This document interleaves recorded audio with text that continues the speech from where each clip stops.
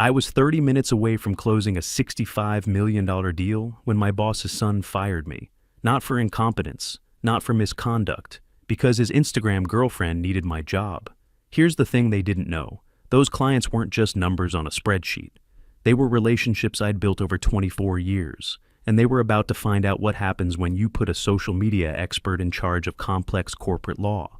My name is Daniel Morrison, and at 49, I'd built my entire identity around being the most reliable M&A attorney at Caldwell & Partners.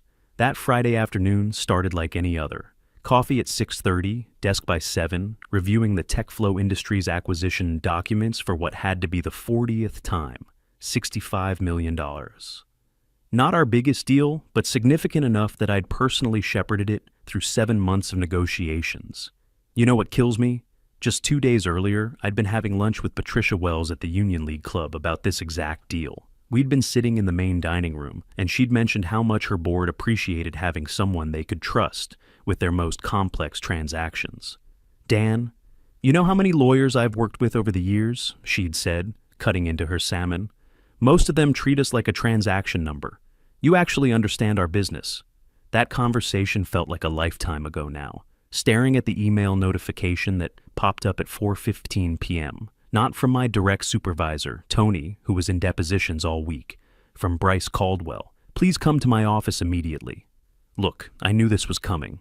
Bryce, 32 years old, Stanford MBA, son of our founding partner. He'd been installed as Chief Operating Officer 9 weeks ago, after what the firm newsletter called a comprehensive strategic review. Here's what that really meant. Daddy was tired of running the firm and handed it over to his kid who'd spent the last 4 years disrupting consulting firms in San Francisco. I'd actually tried to give him the benefit of the doubt initially. His presentation to the partners about modernizing client relations had some valid points about digital communication and efficiency. But then he'd started talking about AI integration and leveraging technological synergies. And I knew we were in trouble. I saved my work, straightened my tie, and walked down that long hallway to the corner office that used to belong to a partner with 45 years of experience. Bryce had completely redecorated. Gone were the law books and framed certificates, replaced by motivational posters about embracing disruption, and a standing desk with monitors that probably cost more than my monthly car payment. He didn't look up when I knocked. Sit. The chair across from his desk was deliberately low, a power play I'd seen in amateur management books. Bryce was scrolling through his phone, designer sneakers propped on the mahogany desk his grandfather had imported from Germany. His girlfriend Taylor sat in the corner, supposedly taking notes on her laptop, though I could see Instagram reflected in her screen. Daniel, he finally acknowledged me, setting down his phone like I was interrupting something important. We need to discuss your trajectory here. Is there an issue with the TechFlow acquisition? I can walk you through the regulatory compliance sections if you need clarification on the recent SEC updates. It's not about any specific deal. He leaned back, fingers steepled like he was conducting a board meeting. It's about digital evolution, generational alignment, the strategic direction we're taking this firm. Digital evolution, right? I'd billed more hours than any other non-partner for 6 consecutive years. My client retention rate was 94%. I'd brought in $8 million new business last year alone, including 3 Fortune 100 companies that had never worked with us before. But sure, let's talk about strategic alignment. I'm not following Bryce. Look, you're competent. No one's saying you're not competent. The way he said competent made it sound like a disease. But Caldwell & Partners is evolving. We need team players who understand innovation, automation, people who think beyond traditional paradigms. Here's what I wanted to say, that law firms succeeded by thinking inside very specific statutory and regulatory frameworks. That's literally what clients paid us for. Expertise in navigating those frameworks without getting them sued, fined, or criminally prosecuted. Here's what I actually said. What exactly are you saying? Today is your last day. Security will escort you out after you sign this. He slid a packet across the desk with the casual indifference of someone ordering coffee. Non-disclosure agreement, non-compete clause, 7-month severance if you go quietly. My stomach dropped. You're firing me the day before TechFlow closes? Taylor will handle the transition. He checked his phone again, already mentally moved on from destroying my career.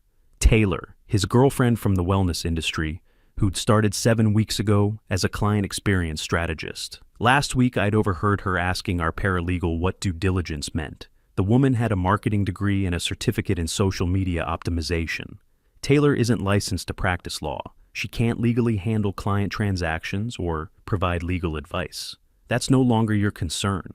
Her smile was all teeth, no warmth. You have 1 hour to clear out your office. And Daniel, the NDA is non-negotiable. You discuss any client matters, any proprietary information, and we'll bury you in litigation. This firm has very deep pockets. I stood slowly, keeping my face neutral while my mind raced. 24 years. Nearly a quarter century of skipped family dinners, working through holidays, building relationships with 35 corporate clients who trusted me with their multi-million-dollar problems. 24 years of creating systems, templates, and processes that this firm ran on. Think about my son, Austin's tuition payment, $32,000 due in 8 weeks for Northwestern. Think about my daughter Sophie starting her senior year at Latin school, another $18,000 annually. Think about my mother in the assisted living facility, $2,400 monthly for her care. Think about the alimony payments to my ex-wife Linda that don't stop until I'm 62, all of it dependent on my income, my reputation, my career. 1 hour, Bryce repeated, his attention already back on his phone. Leave your key card with security. I walked back to my office in a daze. Through the glass walls, I could see my colleagues avoiding eye contact. Word traveled at light speed in law firms. I was toxic now, radioactive. 1 hour to pack up 24 years. I pulled out my personal laptop, the one I'd use for late-night work when the firm's ancient systems crashed. My personal phone with numbers I'd accumulated over decades of client relationships. My handwritten notes, the kind of institutional knowledge that couldn't be digitized. My reference books with margin notes from hundreds of deals. My coffee mug that said, "World's okay, Dad." A Father's Day gift from Sophie when she was 13. Here's what they couldn't pack into boxes: the relationships I'd built, the personal cell numbers in my phone, the trust earned through countless hours of meticulous work, the industry knowledge accumulated over nearly 25 years of M&A deals, regulatory compliance, and crisis management. As security watched me fill bankers' boxes, I thought about Patricia Wells, about how their CEO had specifically requested me after I'd saved them from a catastrophic SEC violation 4 years ago, about how she'd invited me to her daughter's wedding last summer, about how she had no idea that Monday, her $65 million acquisition would be handled by someone whose biggest legal experience was reading wellness blog posts about contract optimization. I signed the papers, took my boxes, handed over my key card, but as I walked out of Caldwell & Partners for the last time, past the marble lobby and the commissioned portraits of 3 generations of Caldwell lawyers, I wasn't thinking about what I'd lost. I was thinking about what they'd forgotten I still had, and about Tuesday's scheduled meeting of the Chicago M&A Bar Association, where 47 of the most powerful corporate lawyers in the Midwest would be very interested to hear why Daniel Morrison was suddenly available for new opportunities. I sat in my home office at 5:30 p.m., still wearing my suit, staring at the bankers' boxes like they might explain what had just happened. The house felt too quiet for a Friday evening. Austin was back at Northwestern for spring semester, and Sophie was at her mother's place for the weekend. I should have been celebrating the TechFlow closing with Patricia and her team at Gibson's right now. Instead, I was unemployed with 13 years left until retirement. The shock was wearing off, replaced by something sharper. Not just anger, clarity. I opened my laptop and started taking inventory of what I actually possessed versus what Caldwell & Partners thought they owned. The non-compete clause was 7 months, but I knew Illinois law better than Bryce did. Non-competes were difficult to enforce when termination was without cause, especially when you could prove bad faith. Firing someone to make room for an unqualified girlfriend definitely qualified as bad faith. First, my systems. Over 24 years, I'd developed comprehensive frameworks for M&A deals, SEC compliance templates, and regulatory change tracking systems. The firm had never asked me to transfer these to their servers, probably because no one there understood their value. They sat in my personal cloud storage, meticulously organized, my intellectual property created on my own time, refined through hundreds of transactions. Second, the relationships. I pulled out my personal phone and scrolled through the numbers. Patricia Wells, Jim Thompson from Midwest Manufacturing, Sarah Rodriguez at Great Lakes Holdings. 35 CEOs, CFOs, and general counsels who had my direct line because Caldwell's official channels meant waiting 4 days for a callback. These weren't just business cards from networking events. These were relationships built over decades. People who had invited me to their children's graduations, who called for advice on everything from contract terms to their kids' college choices, who trusted me with their corporate secrets because I'd proven myself through years of crisis management and weekend emergency sessions. Third, the industry connections that Bryce clearly didn't understand. Tuesday's Chicago M&A Bar Association meeting at the Standard Club, the monthly breakfast group of senior corporate lawyers at Riverside Golf Club, the annual Midwest Securities Law Conference where I'd been a featured speaker for 7 years running. My phone buzzed. Tony, my former supervisor, texting from inside the firm. Heard what happened. Emergency partners meeting Monday. Bryce announced that Taylor will transition into senior legal coordinator role. This is insane. I didn't respond. The NDA was vague about personal communications, and I wasn't taking chances. But Tony's message confirmed what I suspected. Panic was setting in. I spent the weekend researching and strategizing. By Sunday night, I'd transformed my dining room into a war room. 24 years of accumulated knowledge spread across the table. Not client files. Those belonged to Caldwell. But my personal notes, my methodologies, my regulatory tracking systems, the infrastructure that had made me indispensable. Monday morning, I created a new email address, dmorrison.consulting. Not a competing firm, just a professional presence. Updated my LinkedIn to independent legal consultant, M&A and securities compliance. No mention of Caldwell and Partners, no violation of any agreement. Then I waited exactly 30 days. That was crucial, showing good faith, proving I wasn't rushing to violate my agreements. During those 30 days, I watched from the sidelines as Caldwell and Partners began to unravel. Tuesday brought the Chicago M&A Bar Association meeting I'd been anticipating. The Standard Club's dining room was packed with the usual suspects. 47 of the most influential corporate lawyers in Illinois. I'd been coming to these monthly gatherings for 16 years. Dan Morrison, called out Jim Harrison from Harrison Industries as I walked in. Heard you've got some big news. Word traveled fast in Chicago's legal community. Within minutes, I was surrounded by colleagues, all curious about my sudden availability. I kept my responses vague but professional. Exploring new opportunities, I said repeatedly. Sometimes change opens doors you didn't know existed. You know what's crazy? The real conversations happened during golf the following Saturday at Riverside. Jim Coleman from Foster & Associates had invited me for their usual foursome. As we stood on the 7th tee, he cut straight to the point. Dan, I've got 4 clients asking if you're available for project work. Nothing that would violate any agreements, just independent consulting on regulatory compliance. By the 12th hole, I'd received similar inquiries from the other 2 lawyers in our group. Word was spreading that Taylor's coordination efforts were creating problems. Big problems. The first crisis hit during week 2. Sarah Rodriguez from Great Lakes Holdings called my personal phone at 7 a.m. on a Tuesday. Dan, I know you can't discuss Caldwell business, but we just received a compliance notice from the SEC. Something about our subsidiary disclosures. Taylor filed what she called a standard response, but the potential fine is $3.8 million. I'd seen dozens of these notices. The SEC had started aggressive enforcement of new subsidiary reporting requirements 8 months ago.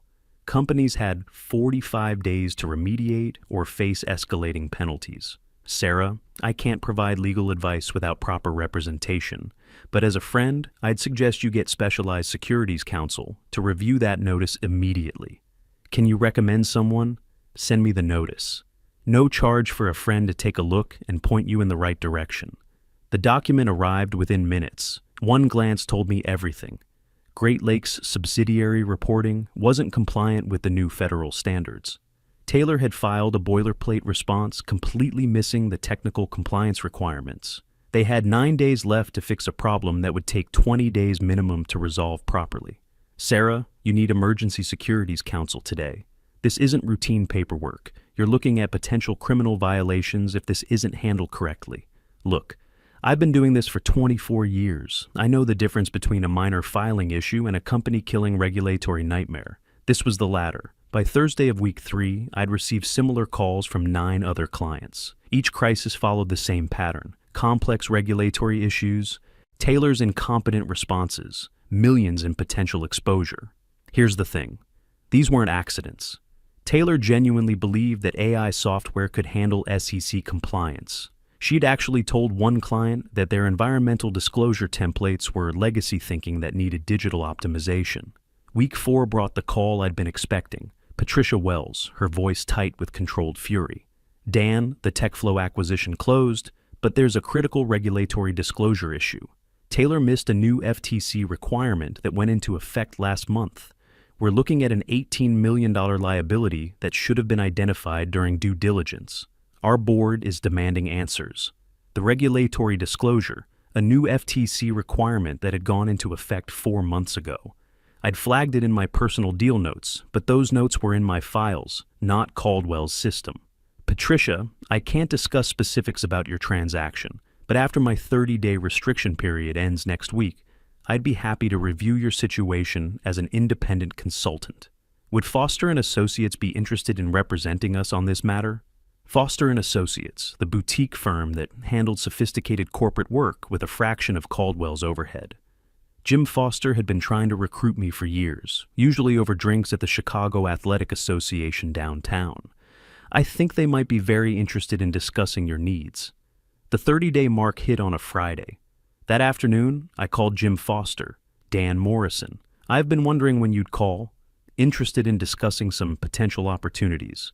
I think we might have some mutual interests to explore. Come in Monday morning, and Dan, bring your golf clubs. I think we need to have a long conversation about the future. Monday morning at Foster & Associates felt like stepping into a different world. Where Caldwell and Partners was all marble and intimidation, Foster's office had the comfortable efficiency of a firm that cared more about results than appearances. Jim Foster, 64 years old with 38 years of practice under his belt, had built his reputation by being smart instead of flashy.